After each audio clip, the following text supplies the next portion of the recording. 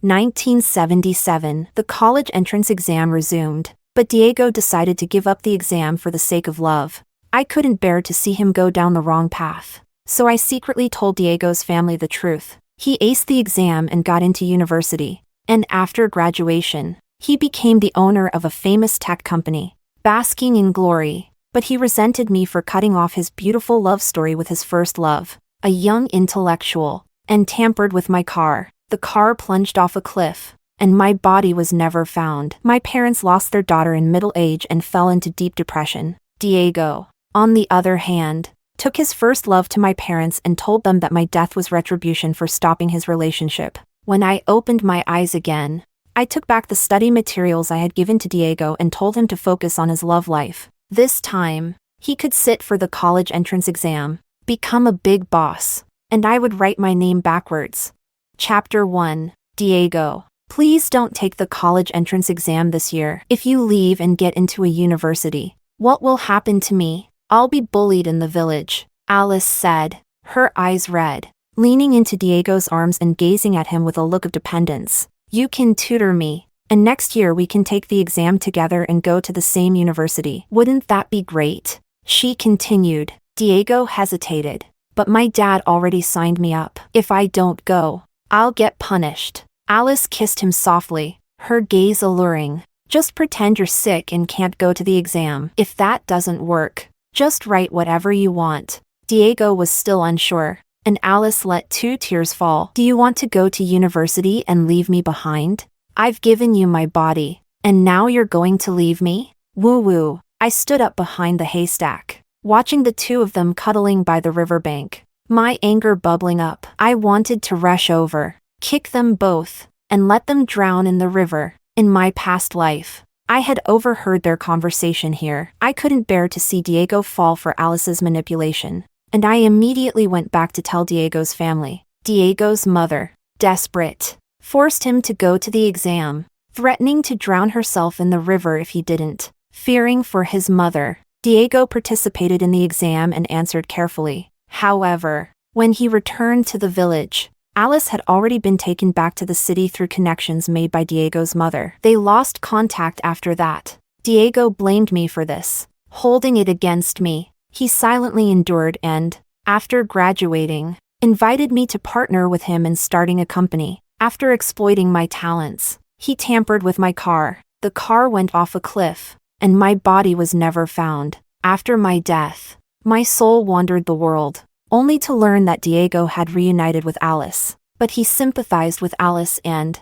afraid I would interfere with their relationship again, he made sure I was gone for good. To gain Alice's forgiveness, he took her to my parents and told them the truth about my death. My parents, aged overnight, sought vengeance for me, but by then, Diego had become a wealthy businessman with bodyguards wherever he went. My parents could not reach him and eventually succumbed to depression, their health deteriorating. The pain in my palms snapped me out of the memories. Now, without enough power to kill Diego, I decided to cut off his bright future first. I crouched down, patted my dog Ben's head, and pointed toward Diego and Alice. Ben was a Tibetan Mastiff that my dad had brought back from a fellow soldier. He had grown up to be smart and fierce. He rubbed his head against my palm and then dashed toward Diego, slamming into him with full force. Ben's strength was enough to knock Diego off balance. In his panic, he grabbed Alice. With a loud splash, both of them fell into the river.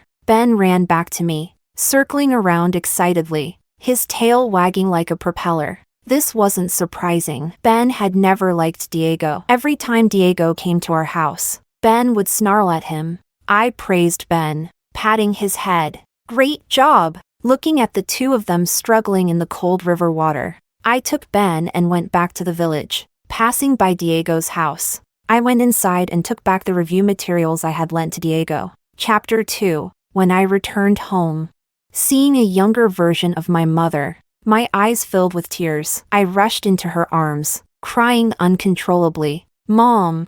I was the only daughter my parents had. And for all these years, the villagers often talked behind our backs, but they always gave me the best. And I was the only girl in the village who went to school. When the news of the resumption of the college entrance exam spread, My dad actively bought various study materials for me, in addition to local books. He asked his old comrades to help buy materials from other places, saying that no matter what, I shouldn't be delayed. Since I often spent time with Diego, my dad would always bring him a set of study materials as well. In my past life, when Diego's company got into trouble, it was my dad who asked his comrades to step in and help resolve the issue. Otherwise, the company would have been swallowed up by the competition long ago. But Diego was ungrateful, not only cruel to me, but also used my death to torment my parents. My mother, startled by my loud crying, quickly shouted for someone to call my dad back from the neighboring village. "What's wrong, darling? Who's bullying you?" My dad, tall and muscular, usually wore a stern face that intimidated everyone in the village. No one dared to mess with him, but now, even he, so strong, seemed completely lost. I shook my head. No, I just suddenly thought of what happened in the neighboring village and got scared. In the neighboring village, a drunkard had stumbled home in the middle of the night and fell into the river, drowning. The villagers from both villages were related, and most of the adults went to help, including my parents. It was precisely because of this that Diego and Alice dared to meet secretly by the river, acting all lovey-dovey. "Aw, you little girl, you scared your old dad half to death." But my parents still worried I'd be haunted by something evil. Not thinking twice, they took offerings and brought me to the village temple to pray. That evening, my dad went to help with the funeral arrangements while my mom stayed at home with me. I fell asleep to the sound of my mother's gentle lullaby. Chapter 3. The next day. I was woken up by the sound of arguing in the living room. When I came out, I overheard Diego demanding compensation from my parents. He said that Ben knocked Alice into the river last night, and if he hadn't jumped in to rescue her, it could have turned into a big issue. My parents didn't need to thank him. They should just buy some gifts and apologize to Alice. I interrupted his shameless speech. "That's impossible. What nonsense are you talking about? Ben stayed at home with me all night and didn't go near the river." I pressed him further. "When exactly did she fall into the river? And when did you rescue her?" Diego, as usual, looked at me with a pampering gaze, as if I were a clueless child. He smiled slightly. "Olivia, why are you speaking like you've eaten gunpowder? Ben knocked her down just before dark, around 7 o'clock. That's even more impossible. At that time, I took Ben to your house to get some materials. Your mom was home then. You can ask her if you don't believe me." Diego shook his head. "Maybe Ben knocked her down and felt guilty, so he ran back home?" I saw it clearly. There's only one big dog in our village. He insisted that Ben knocked her down because that was the only way they could take advantage of the situation. Ben was at home the whole time. I was playing with him here yesterday afternoon. Ben heard the familiar voice and immediately ran over happily. "Lucas?" Diego turned around, glaring at him. Lucas walked in casually. "What are you staring at me for?"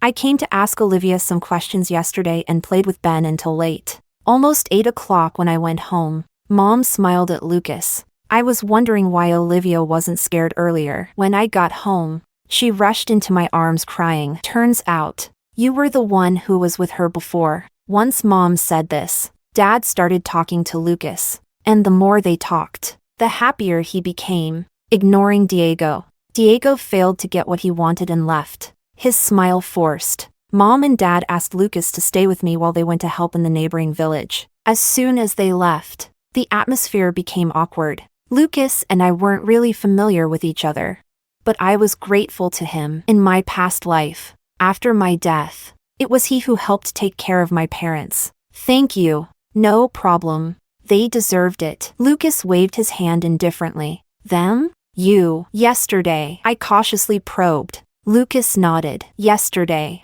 He had been chopping wood in the mountains and witnessed everything, including when Ben ran over and knocked Alice into the river. It was getting dark, so others might not have recognized that it was Ben, but he knew Ben well enough to spot him from a distance. Actually, this wasn't the first time he had seen Diego and Alice together. He had wanted to warn Olivia before, but Olivia used to avoid talking to him. Every time he tried to speak, she would sneak away, always defending Diego. Today, however, it was different. Chapter 4. For several days after that, Diego was busy comforting Alice. They went on dates several times, and I bumped into them accidentally with different villagers. But I said nothing. He must have been so happy that he didn't even notice the villagers' increasingly strange looks at him. Wasn't he the one who wanted to be with Alice? To have a passionate love affair? Fine. I'll make it happen. The next day, my parents returned from the neighboring village with Diego. The three of them were laughing and chatting, smiles on my parents' faces. When Diego saw me, he unusually apologized. Olivia, I was wrong that day. I shouldn't have assumed it was Ben who knocked Alice into the river just because I saw him. I coldly responded with a He gave a dry laugh and took out some meat wrapped from the banquet, offering it to Ben. Ben, eat some meat. Ben barked a few times at him, turning his back, completely ignoring him. Diego awkwardly rubbed his nose. What's wrong with Ben? Ben only eats the food his owner gives him, but Lucas fed him too. And he ate, Diego retorted. Lucas treats him well, feeds him, so why wouldn't he eat? Ben isn't a stupid dog. After my parents went out, Diego looked at the things on the table, his gaze darkening. Olivia, there's so much food here. Should I call Alice over to eat with us? Before I could respond, he hurried to the village of the young intellectuals. When he came back, the table only had a few sweet potatoes and 2 handfuls of sunflower seeds. The rest of the food was gone. Diego pulled a long face. Olivia, where's the food? Didn't we agree to eat together? Why did you hide it? When did you become so petty? I interrupted him. That wasn't even mine. Lucas had Dad help him buy it, and he just came to take it. When Lucas was young, Dad had passed away, and Mom remarried. It was my grandmother who raised him, and she passed away last year too. Diego had always looked down on Lucas, thinking that he and he were from 2 completely different worlds. And that was true. Lucas repaid kindness, while Diego repaid it with hatred. Diego, displeased, grabbed the sweet potatoes and sunflower seeds from the table and shoved them into Alice's arms. Sorry, Alice. I made you come for nothing. Consider this Olivia's apology to you. I grabbed the items from him. Diego, have you lost your mind?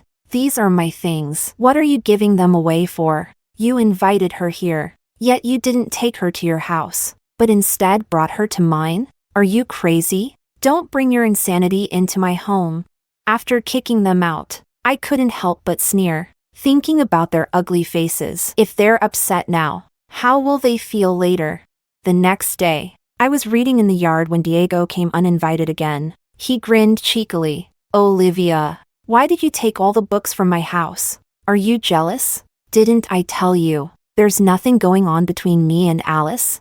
So now that the materials aren't there, you're panicking? Why does it matter to you? Those books were bought by Dad for me, and I want to read them. So what's wrong with taking them back? After Diego left, Dad asked me, why have you been so cold to Diego lately? There are so many books. You can't read them all at once. So why did you take them all back home? Did you two have a fight? Is it because of Ben? Didn't he apologize before? I stayed silent for a moment, then slowly spoke. Dad, I had a dream. Chapter 5. I told my dad about everything that happened in my previous life, calling it a dream, afraid that he would continue to wholeheartedly help Diego's family. Diego's dad is a childhood friend of my dad's, and our 2 families have always had a good relationship. But if Diego's family had even a shred of conscience and had kept him in check, how could Diego dare to use my death to torment my parents after he killed me? My parents went to Diego's house several times, asking them to explain, but Diego's parents pretended to be deaf, and no one came out. After a long time, my dad looked at me with a serious expression, patted my shoulder, and said, you focus on your studies, and I'll take care of everything. As the college entrance exam approached, my dad had already booked a hotel for me in the city. I became more and more anxious. Don't worry, daughter. If Diego wants to go to the exam, I can make sure he doesn't get there. My dad's face was serious, more determined than ever. After the exam, my dad told me that he didn't need to do anything. Diego had indeed pretended to have a stomach ache and didn't go to the exam. Instead, he took money and spent the day playing with Alice in the city. He had kept it a secret, and Diego's family still didn't know. When we got home, Diego's dad smiled and asked how the exam went. My dad changed the subject.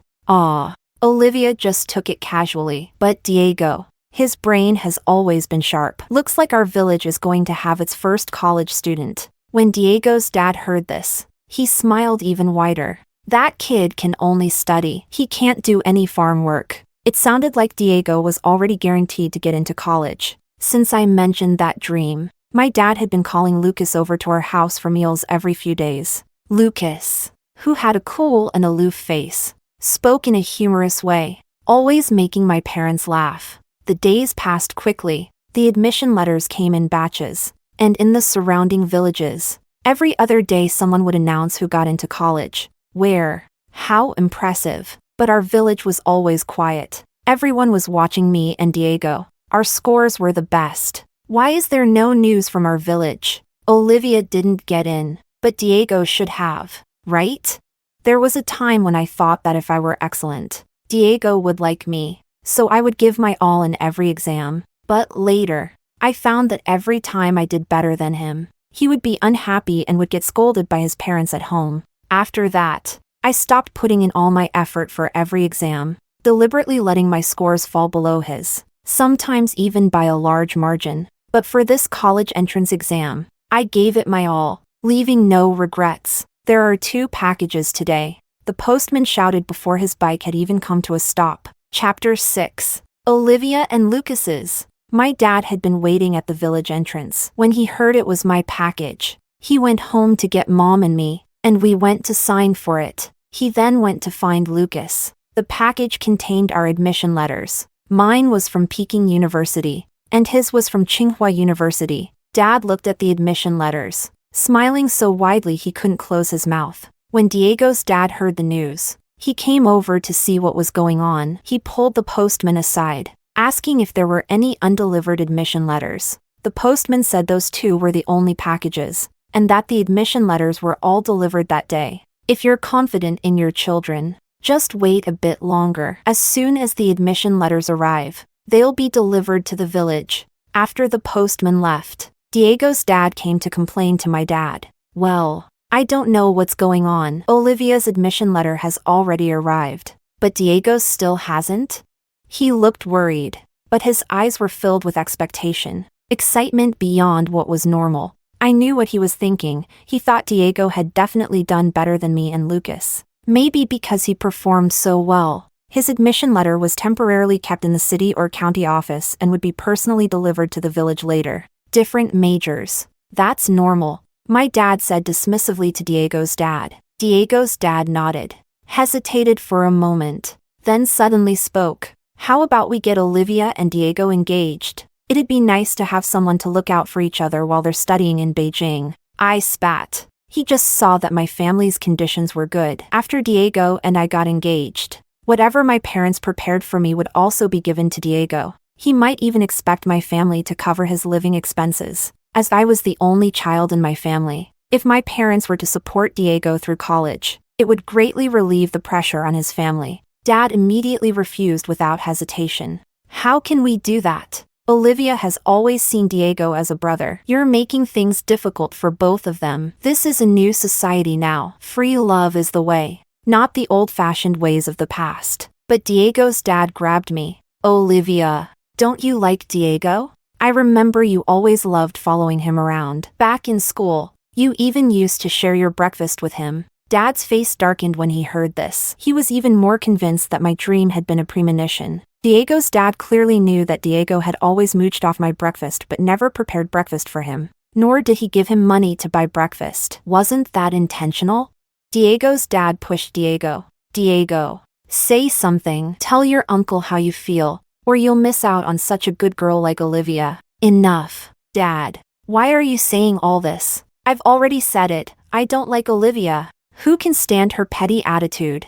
Diego, with a face full of humiliation, dragged Diego's father away, unable to receive the admission letter for so long. The fact that Diego didn't take the exam somehow leaked out, and his grandfather passed away on the spot. Furious, when my parents took me to pay our respects, Diego stormed up to me and grabbed my collar. If you hadn't gotten into university and I hadn't, how would they have checked the results? How would they have discovered that I didn't take the exam? And how would Grandpa have died? He was taller and stronger than me, and as he grabbed my neck, I couldn't breathe, the world turning white and black in front of me. Feeling nauseous, a fist came toward me, and Diego's head was knocked sideways. In the intense pain, he released me. Lucas pulled me into his arms and kicked Diego. Is Olivia the one who stopped you from taking the exam? If you're not capable, stop blaming others. When my dad arrived and saw the red marks on my neck, he kicked Diego to the ground. This is a joke. You didn't take the exam, and you're blaming my daughter? You complain about everything except that pig brain of yours.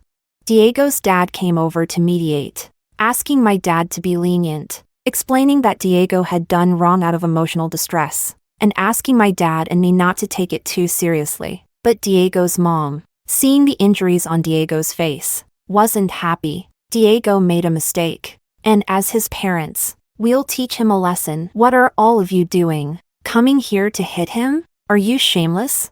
Diego's dad pretended to be deaf, letting Diego's mom scold my dad and Lucas without a word. My dad kept a stern face and asked my mom to take me home. Seeing my dad angry, Diego's dad finally pretended to say something to his wife. Diego's family, with so few people and poor relations with the rest of the family, tried to get my dad to help with the funeral, but my dad remained cold, sitting in the mourning hall without getting involved in anything. Later, I found out that my dad had worked with Lucas in advance. When the villagers and Diego's relatives arrived at the mourning hall and Diego's dad tried to emotionally blackmail my dad into doing something, Lucas stepped forward and explained what Diego had just done. Diego's dad was too embarrassed to come out and ask my dad for help, but Diego's mom came out to argue several times, only making things worse. When she kicked Lucas out and told him not to come around for food and drinks because he was an orphan, the rumors reached their peak. Soon, whether it was the villagers who came to help or the relatives who came to return favors,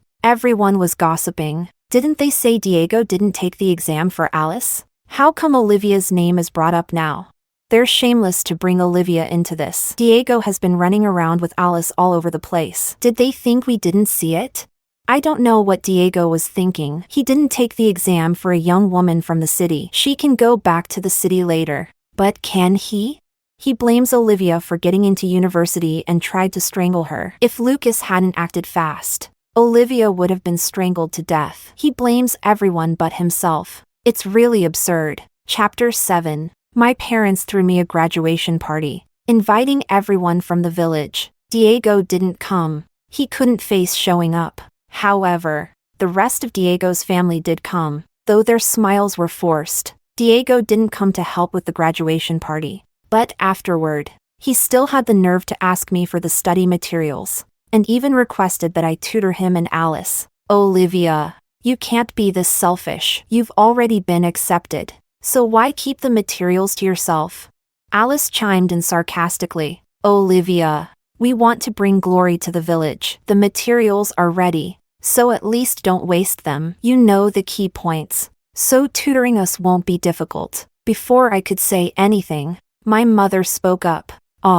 You should have asked for the materials earlier. Those were sent to my nephew from my side of the family. But now, Olivia's gotten into Peking University, and everyone wants to share in her good fortune. Diego didn't dare argue with my mother. He dragged me aside, looking as if I owed him a huge debt, and said, "Since the materials are gone, can you at least tutor us directly? I've never met anyone as troublesome as you, always telling the elders about young people's matters." My dad, who had been following, almost lost his temper upon hearing that but was stopped by my mom. She forced a smile and pushed him aside. Our Olivia isn't that lucky to tutor you too. After school starts, she'll be off to Beijing for 4 months. In the meantime, I'll take her to visit her grandparents, so they don't miss her too much. Diego left in defeat. When that plan failed, the next day, he caught me on a small road on the back mountain. Olivia, don't you just want to see me beg?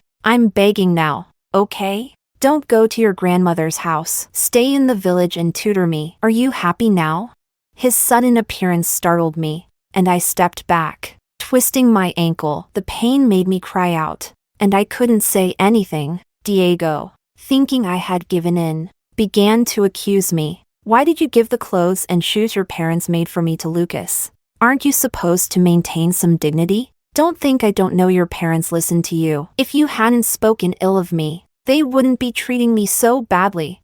I laughed bitterly. My parents made clothes and shoes for you? Please, take a look at yourself. Dignity? What relationship do I have with you?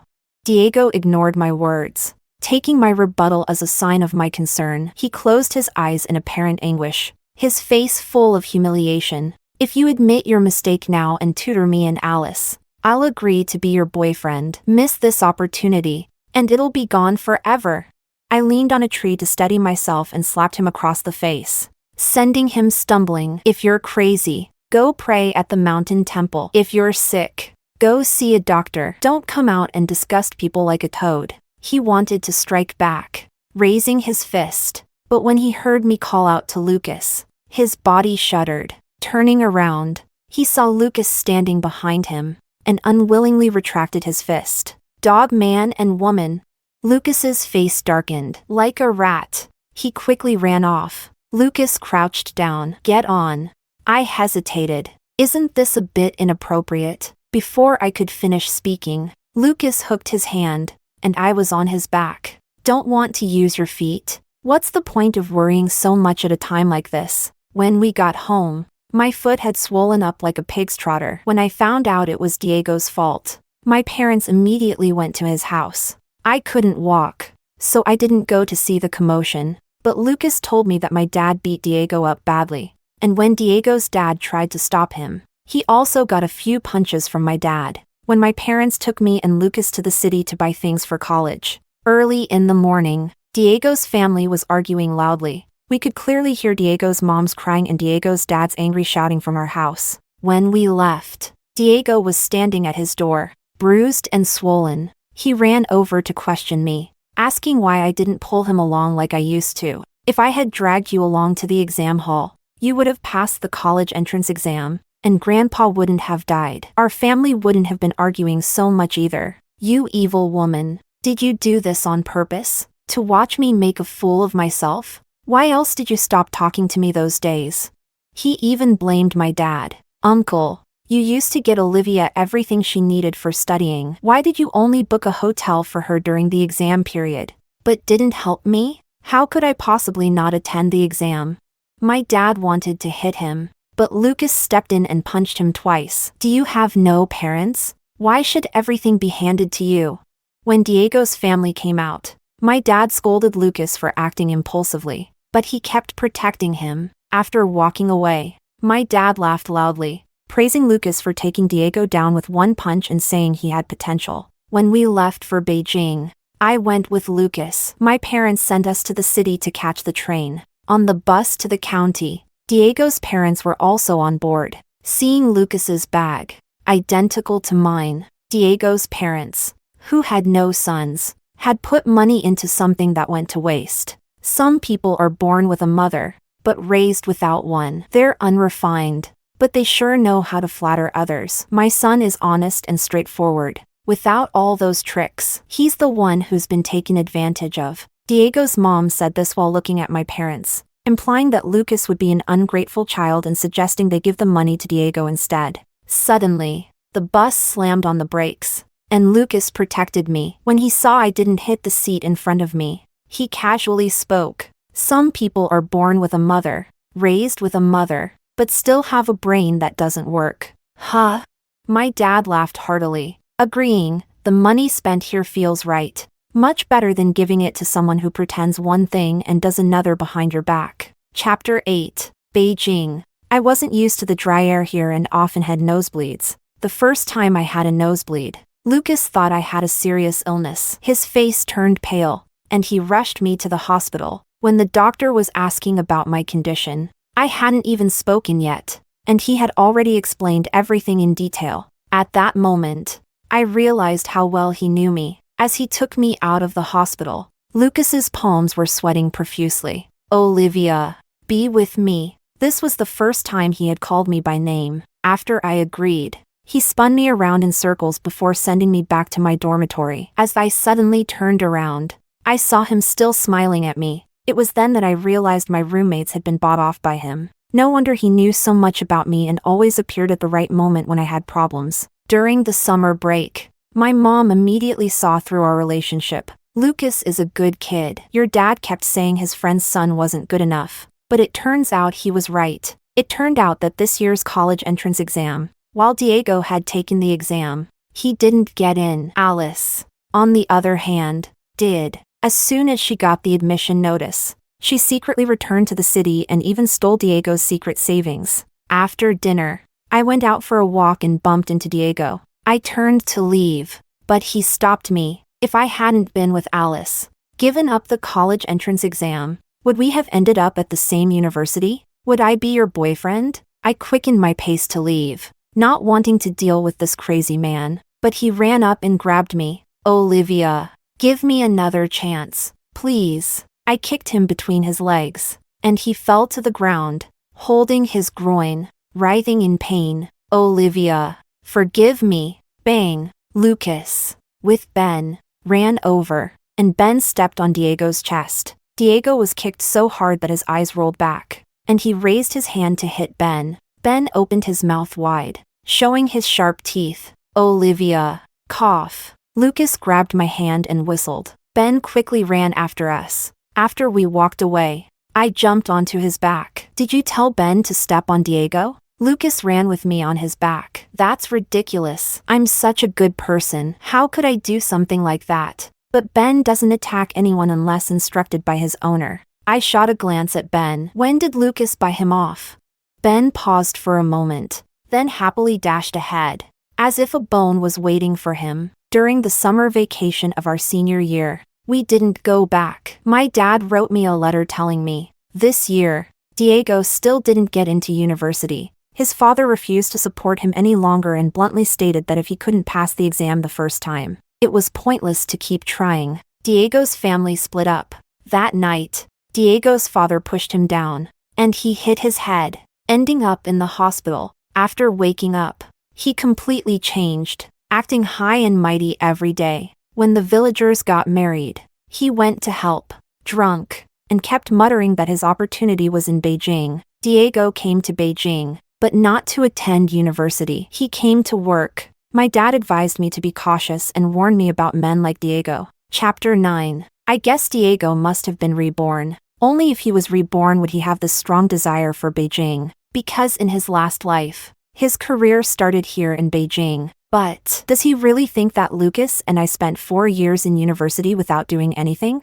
After Diego arrived in Beijing, he headed straight for Tsinghua University, wanting to meet with a university professor, but he didn't succeed. In the previous life, the professor who brought him into the field and partnered with him had already been poached by Lucas and me. He was unwilling to accept this, so he went to confront the partner who was still studying at university. But that person just thought he was crazy. That's because they too had joined Lucas's and my team. Diego tried to do things on his own, but in the previous life, he indulged in pleasure with Alice. After all these years, he had long forgotten those core technologies. After repeated failures, he finally came to me. When I came out of the library, he blocked my path. His hair was oily and shiny, his bangs covering his right eye. He wore a blue shirt with dark cuffs and collar, but he was oblivious to his awkwardness. His arms crossed in front of his chest, his gaze arrogant and condescending. Olivia,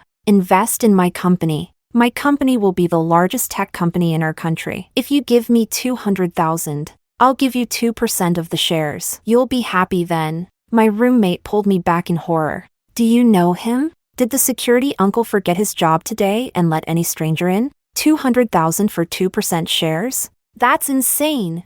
Diego's face turned red with anger, his eyes blazing. You're the crazy one. I'm offering Olivia a chance to invest because I respect her. You ugly woman. What are you talking about? My roommate and I raised our books to block our faces. Shut up. Speak properly. What's with the spitting? Don't you know germs can spread through saliva?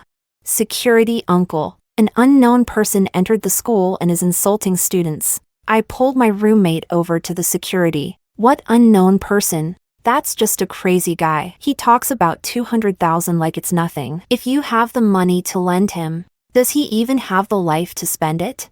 Lucas and I started our company in our second year of university, and over the past 2 years, it's been running smoothly. We actually do have $200,000 in funds. The security held Diego, each man twisting one of his arms, escorting him to the police station. My roommate let out a sigh of relief. Good thing we ran fast. If that crazy guy had attacked you, how would I explain it to Lucas? My roommate had been completely bought by Lucas, and when she ran into Diego, she instinctively stood in front of me. We returned to the dorm, and soon after, Lucas came to find me. I went downstairs, and he anxiously embraced me. After a moment, he began checking to see if I was hurt, not even missing a strand of my hair. I've had people keep an eye on Diego. He won't be able to enter the school again. I hadn't seen Diego in a while, and when I saw him again, he was still with Alice. As expected, she was his true love, even in this life. Despite Alice sneaking away to study, he didn't mind, but I won't foolishly be a stepping stone for them again. I don't know what Diego was thinking, but he actually let Alice try to seduce Lucas. I decided to turn the tables. In my past life, Alice constantly tried to trip me up. Now it was my turn. Alice was hanging around the university entrance when the security chased her away. Just as she was about to fall, Santiago caught her. Santiago wasn't good-looking and was overweight, with a beer belly that looked like a pregnant woman's. But you could tell he was rich. He wore a suit, leather shoes, carried a briefcase, and had a slicked-back hairstyle. He was clearly a wealthy businessman. Before he even made a move, Alice attached herself to him. She quickly gave up on Diego and fell into Santiago's arms. In less than 3 days, they did everything that should and shouldn't be done. Soon, Alice started having frequent fevers, muscle pain, and diarrhea. She had contracted HIV, and it was from Santiago. She went to find Santiago, only to discover that he had disappeared from Beijing overnight. No one knew of him except for her. Alice couldn't afford treatment, so she went back to Diego. She hid her condition from him,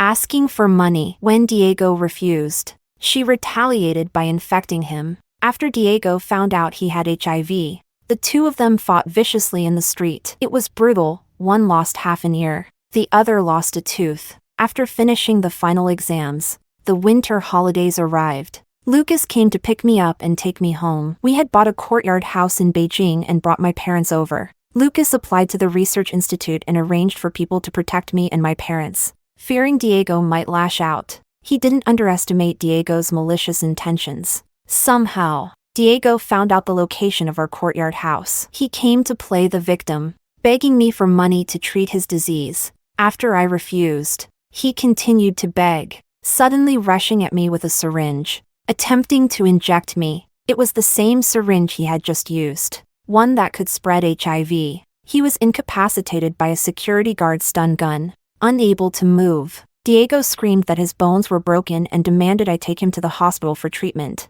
or else he would sue us in court. Before he could finish shouting, he was handcuffed with the special silver bracelets of the police and taken away for investigation. Charge: assaulting an important national science and technology personnel. Chapter 10. Lucas and Diego studied the same major in the previous life, but instead of starting an independent company, we chose to partner with the government, making it our protective umbrella. The tech company thrived, and I became the owner, naturally becoming a key figure under national protection. But Diego didn't know that, so he came at me openly during the day, and for that, he would have to face the consequences. Attacking an important national science and technology figure openly usually means life imprisonment. But Diego had HIV, and he couldn't last long. Before he died, he was still muttering to himself, "It's not right. I should be the big boss. My name should go down in history." I heard it and just smiled. When Diego was arrested,